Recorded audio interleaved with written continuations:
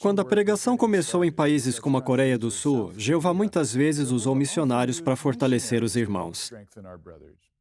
Nesta entrevista de nossos arquivos, o irmão Chon Neil Park fala como isso afetou seu serviço sagrado e o preparou para enfrentar futuras provações.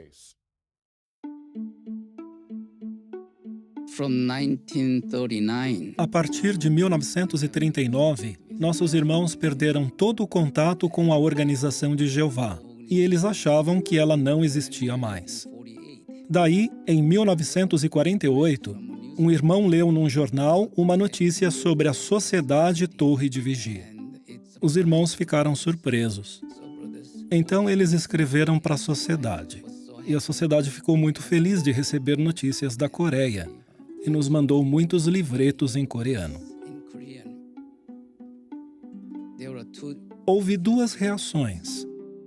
Alguns irmãos ficaram empolgados com a pregação. Outros se perguntavam, será que essa é mesmo a Organização de Jeová? Os primeiros missionários, o irmão e a irmã Steele, chegaram em 9 de agosto de 1949. O irmão Steele esclareceu todas as dúvidas, e logo os irmãos passaram a pregar unidamente.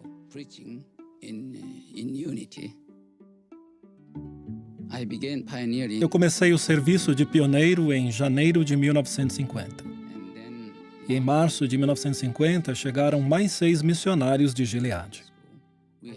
Nós tínhamos apenas uma congregação em Seul. Os missionários tinham muitos estudos e muitos interessados começaram a ir às reuniões. Programamos um discurso público no auditório de uma escola pela primeira vez.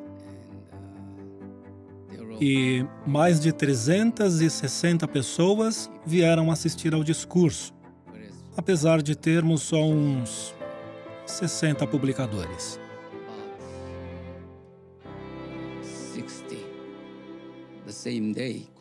Naquele mesmo dia, começou a Guerra da Coreia, e no dia 27 de junho, os missionários tiveram de partir para o Japão.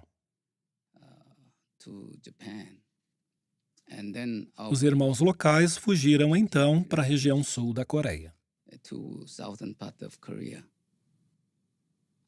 Eu me escondi no interior.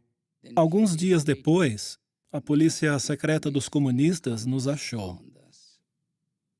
Nós explicamos que, como cristãos, não participamos na guerra e por isso tivemos de nos esconder.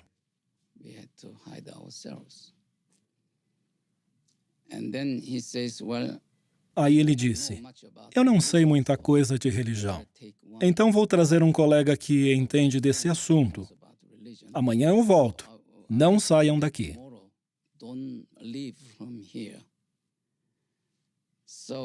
Então, esperamos até o dia seguinte e ele veio com outro policial. Então eu comecei a pregar para eles, dizendo que a Bíblia já falava de guerras e dos muitos problemas do mundo e que essas coisas eram cumprimento da profecia de Jesus, de Mateus 24. Daí eles nos disseram, muito obrigado por nos falar isso, e foram embora. 2 dias depois, o policial trouxe outro colega para que pregássemos para ele. Eles ficaram 3 meses em Seul e, de fato, eles nos protegeram durante esse tempo.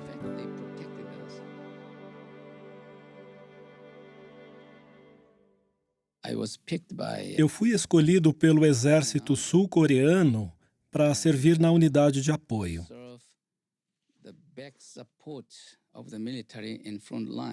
Eu teria de carregar as armas dos soldados na linha de frente. É claro que eu não poderia aceitar e eu me recusei a fazer isso. E então, eles me bateram.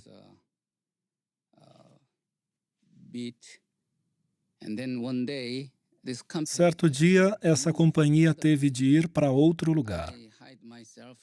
Eu me escondi no telhado para eles não me verem quando saíssem.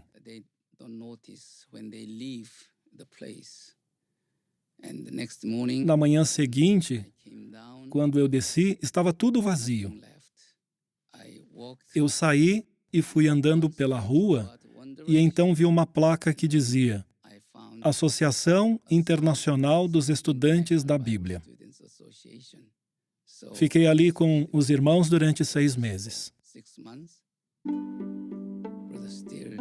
O irmão Steele voltou do Japão sozinho para cuidar dos irmãos. Em 1952, ele me indicou para cursar Gilead. Eu fui convidado para a 22ª turma, então eu fui tirar meu passaporte. E aí o governo descobriu que eu não tinha servido o exército. Em vez do passaporte, recebi uma convocação para o exército. Por causa de minha neutralidade, não pude ir para Gilead. Fiquei confinado numa prisão militar durante 2 anos. E então, em 1958, cursei a 32ª turma de Gilead. Fiquei muito feliz com o treinamento nessa escola. Como eu trabalho no departamento de tradução em Betel, e a tradução envolve conhecimento profundo das Escrituras, o treinamento em Gilead com certeza me ajudou muito. O apreço dos irmãos pela verdade e pela organização, sua humildade, sua mansidão, foram excelentes exemplos que eu procurei seguir no serviço de tempo integral.